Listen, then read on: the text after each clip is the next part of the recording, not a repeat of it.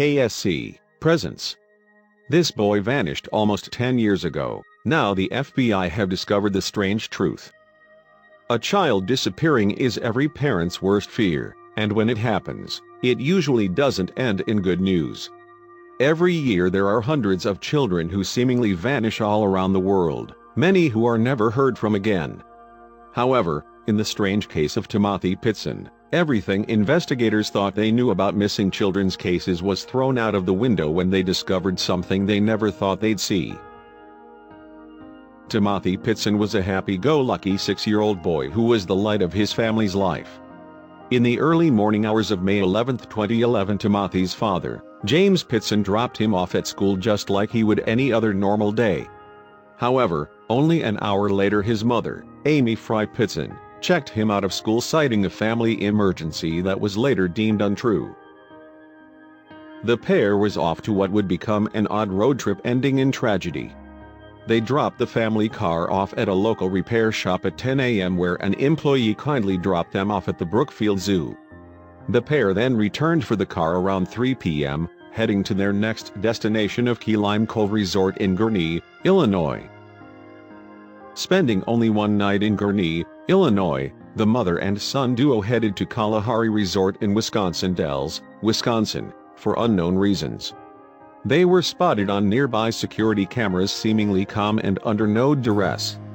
By this time other family members were beginning to worry about the safety of both parties until Amy phoned them, reassuring them everyone was safe. However, the unplanned trip had everyone on high alert, as it was unusual behavior that left everyone feeling uneasy, and for good reason. No one was more worried than Timothy's father James, who had been desperately trying to locate his wife and child since he received a call from his son's school notifying him of his absence. His wife, although reassuring other family members, failed to contact James during the entire trip. When Amy did contact family, Timothy was heard in the background complaining that he was hungry, urging the family to question Amy's state of mind. Later that same night, Amy was spotted on camera at a Winnebago dollar store, but not with her son. She was alone, making the previous phone call the last time Timothy was proven to be alive.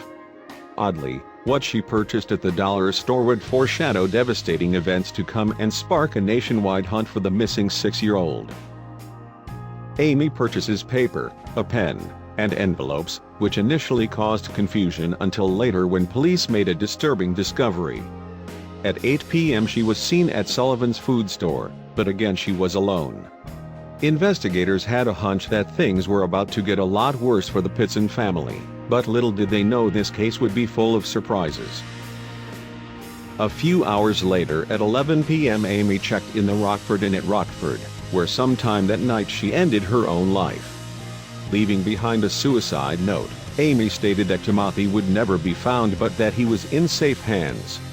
Her body was discovered by a hotel maid and police were on the scene shortly. The desperate search for little Timothy was kicked into high gear, but sadly, his mother's suicide wasn't the only shocking turn of events.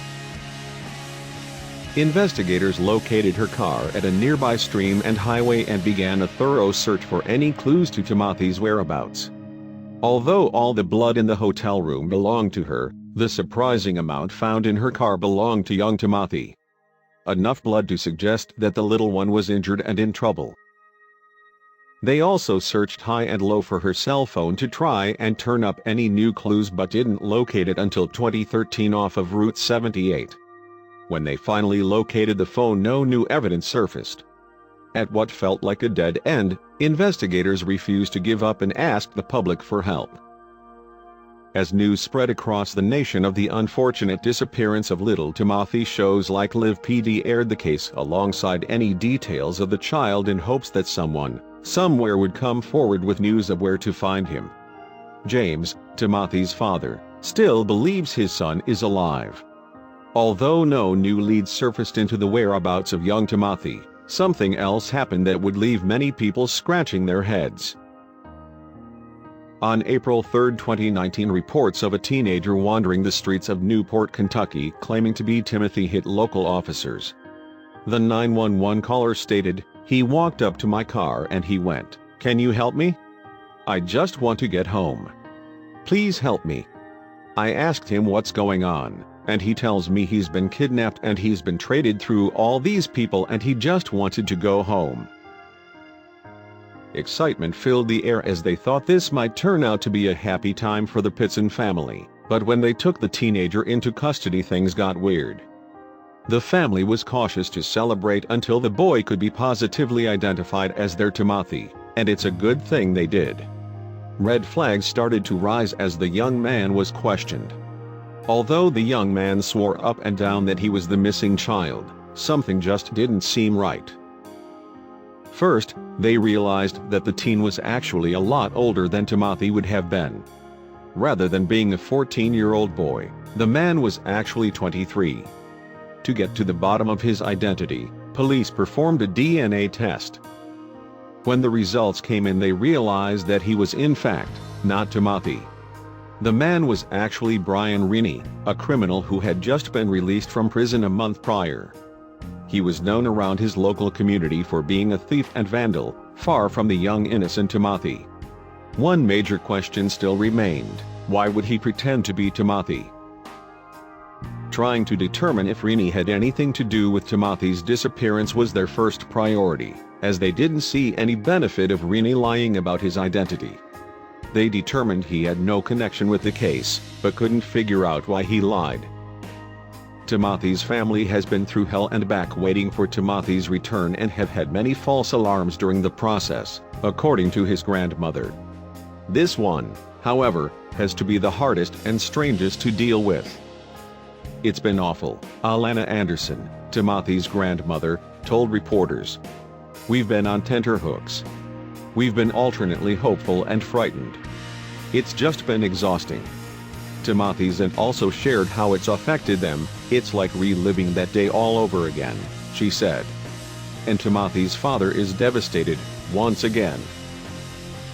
Although we are disappointed that this turned out to be a hoax, we remain diligent in our search for Timothy, as our missing persons case remains unsolved, police spokesperson Sergeant Bill Rowley said. Thank you for watching. And don't forget to subscribe.